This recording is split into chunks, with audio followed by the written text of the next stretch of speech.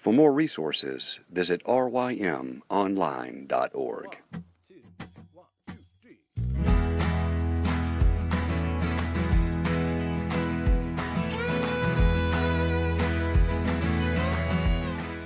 The Local Youth Worker is a daily podcast that's centered on 5 questions each week. Ranging from the practical to the professional, we're looking for answers to the questions you're asking. Whether you're in full-time, part-time, or even volunteer youth ministry, this podcast is for you.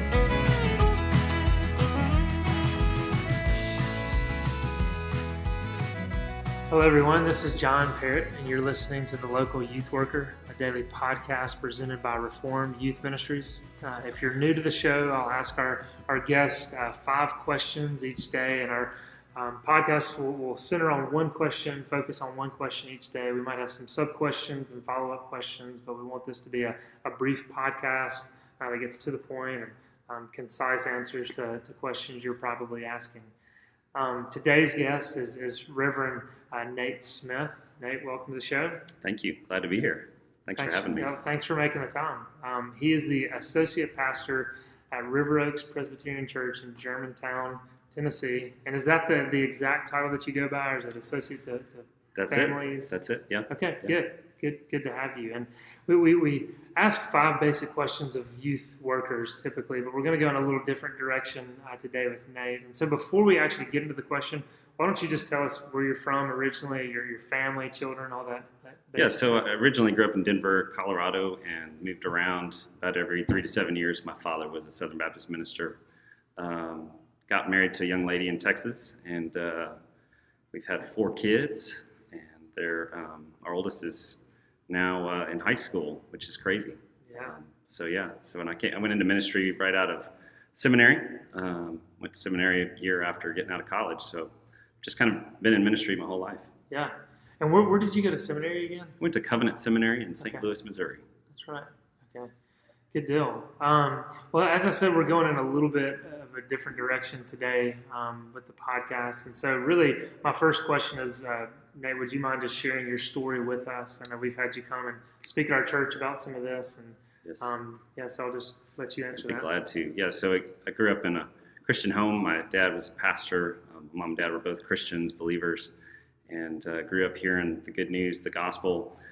But at the age of 8, two very significant things happened. One, as I trusted Jesus as my Lord and Savior, walked the aisle, got baptized, and within like literally 2 weeks, was exposed by a young man in the neighborhood to some pornography. And it really set up this struggle within me of, that was something that was hidden. Mm-hmm. I didn't really understand. All I knew is, like, on one hand, like, I knew I needed Jesus and a Savior, and on the other hand, this whole new thing had been introduced. Being a male, women were becoming more attractive as I was growing up, but then there was this pornography that just is an imprint on me. And was this a magazine somebody brought to you? It was a magazine. Just a neighbor kid got his dad's Playboy and was just showing it to kids in the neighborhood. Didn't have any guidance. My parents never had any sort of sex talk with us. I like to say it comically that they told my brother, if you get a girl pregnant, they'll kill him. And he basically passed that along to me. That's some good advice. Which was, it is good advice, but so short and so lean towards someone who is, as I've learned, a sexual being, a male. And so what really happened is I found a few avenues of pornography, whether it was TV or like the blacked out or the fuzzy, snowy cable channels, at my grandparents' house, and just started to feed it. And I think because I didn't know what to do with it, there was a lot of shame and a lot of guilt. Not having any instruction from the church or from my parents, it just became something I struggled with on my own. And again, the result was lots of shame and lots of guilt. Wow.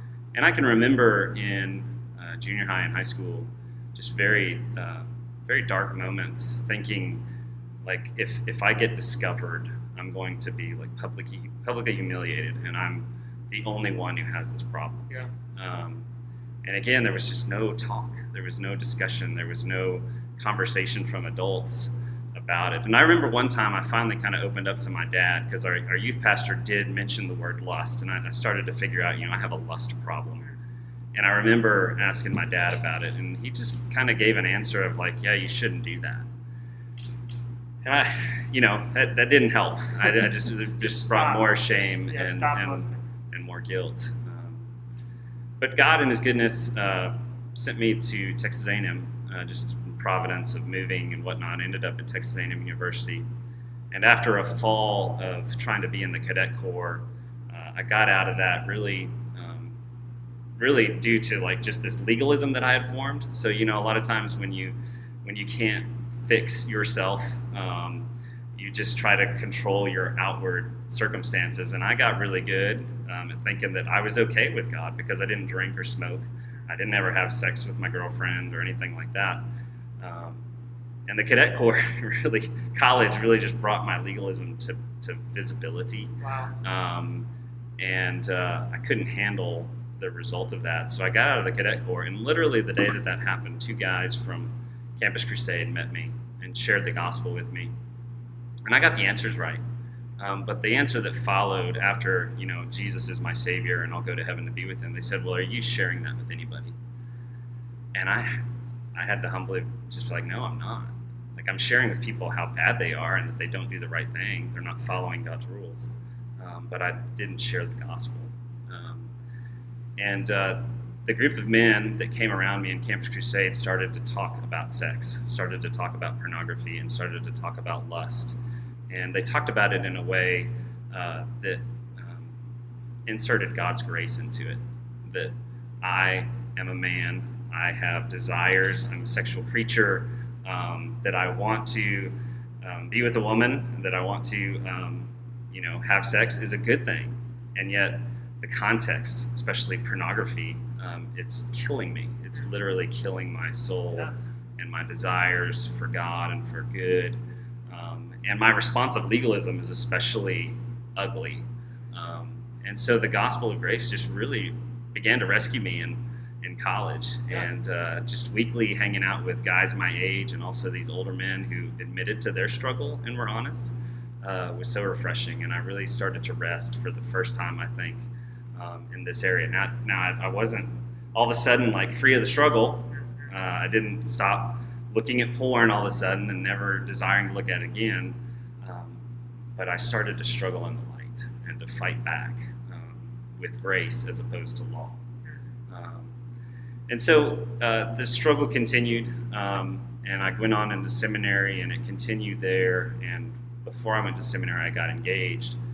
And before I got engaged, I was very honest with my wife-to-be about the struggle that I had. And she was accepting of that and wanted to help fight in that. Now, curious, did somebody encourage you to share that with your wife, or was this just God's grace saying you need to? I think it really started. I think I just sensed a need going into marriage that she needs to know, because, I mean, to be honest, in college, like that became the thing that I would try to encourage other guys about. Just kind of this sense of like, okay, I need to help other men in this, and we're struggling, and I just wanted her to know that too. And she actually had an eating disorder, and so there was kind of this commonality of taking God's good creation, sex or food, and making it ultimate, something that I have to have in order to be satisfied, or I have to control in order to be significant. So we kind of bonded in our brokenness, as we like to tell each other. We're both so depraved, and we both need Jesus. So that was kind of how it began. But I certainly, in that beginning, wasn't fully aware of how deeply pornography affected me. And so there was a lot more work that God needed to do. And so when we got married, I think all men like to think, hey, when you get married, it's going to end. The struggle didn't end. It was still there, and there was still a need for honesty, for boundaries, for taking responsibility for it.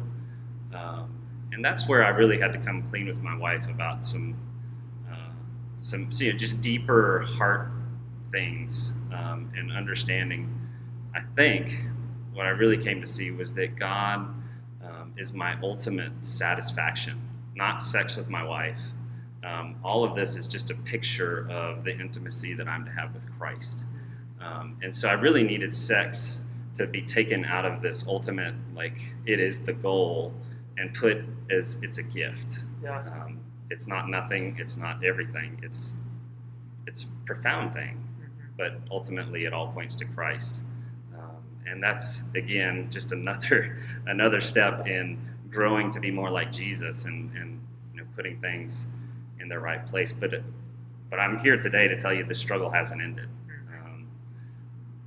We as believers, and I as a man, am convinced, and I've had counseling that has helped me to understand this is going to be something that'll go on the rest of my life until I see Jesus. It's one of these inconsolable things, in a sense. I kind of always admire or have a strong connection to Frodo as he's going off to the Grey Havens at the end of Lord of the Rings. He's been wounded by the enemy, and he says, this wound will not heal until I leave this earth, and I got to leave this earth because I can't bear it. And every time I read that, I just weep because I have that deep sense too that I'm deeply wounded and I can't fix it, and Jesus is okay with that. He's going to bring it to completion. Yeah. And the more I rest and the more I see that I'm good, not because of what I do, not because I've fixed myself, but because He's my Savior. Amen. I can rest another day. Yeah. Well, Nate, thanks so much for sharing that. I know that takes, just again, by God's grace, a lot of humility just to open up about that. So thanks for sharing that, Nate. You're welcome, John. My pleasure.